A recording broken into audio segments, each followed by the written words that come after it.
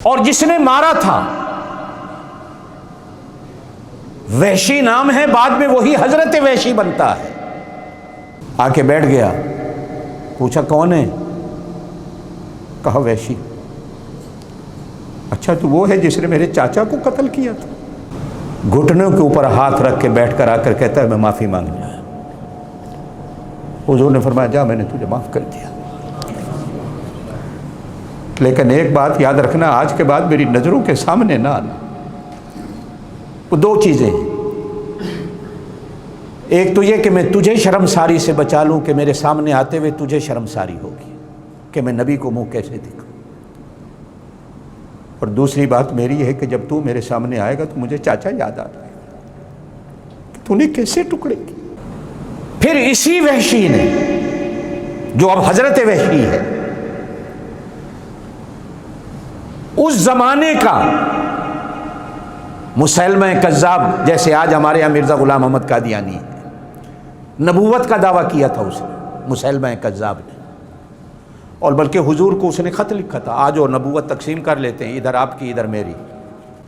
آپ صلی اللہ علیہ وسلم کی زندگی کے آخری دن تھے، اب حضرت ابوبکر صدیق کے زمانہ خلافت میں شروع کے دنوں میں مسلمہ کذاب کے ساتھ جنگ ہوتی ہے۔ ہانگ کانگ والوں، یہ جنگ اتنی زور کی تھی جس کو جنگ یمامہ کہا جاتا ہے۔ 1700 قرآن کے قاری جنہوں نے حضور سے الحم سے لے کر والناس تک پورا قرآن پڑھا تھا، اس ایک جنگ میں شہید ہو گئے، اور اس مسلمہ کو اسی وحشی نے مارا تھا، جھوٹے نبی کو، صرف حضور کا دل خوش کرنے کے لیے۔ حالانکہ حضور تو روضہ پاک میں تشریف لے گئے تھے، لیکن ہمارا تو ایمان ہے، آج بھی نبی کا دل خوش بھی ہوتا ہے، تازہ بھی ہوتا ہے، اور رنج بھی ہوتا ہے۔ ہم تو حیات کے قائل ہیں، میرے پاک نبی اپنے روضہ پاک میں زندہ، ہم اس کے قائل ہیں، کہو بے شک۔ اگلے دن بھی میرے سے ایک بات بندہ کر رہا تھا، تو میں نے کہا یار بات سن، حضرت عیسیٰ زندہ ہیں کہ نہیں؟ بولو کہاں بیٹھے ہیں؟ چوتھے آسمان پہ ہیں نا؟ وہ جب آئیں گے تو حضور کے امتی بن کے آئیں گے نا؟ زور سے بولو بے شک، امتی بن کے آئیں گے، کلمہ یہی پڑھیں گے، نمازیں یہی پڑھیں گے، قرآن یہی پڑھیں گے، امتی بن کے آئیں گے۔ وہ زندہ ہیں؟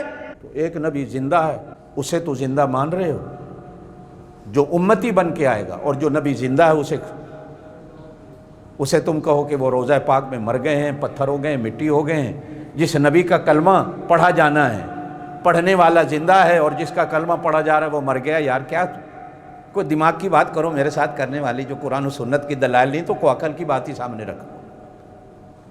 یہی وحشی آتا ہے تو آپ اسے معاف کر دیں، اور اسی جہاں یہ جنگ ہوتی ہے یمامہ کی، یہ ریاض، الگسیم، یہ علاقے جو ہیں یہ یمامہ کہے جاتے ہیں۔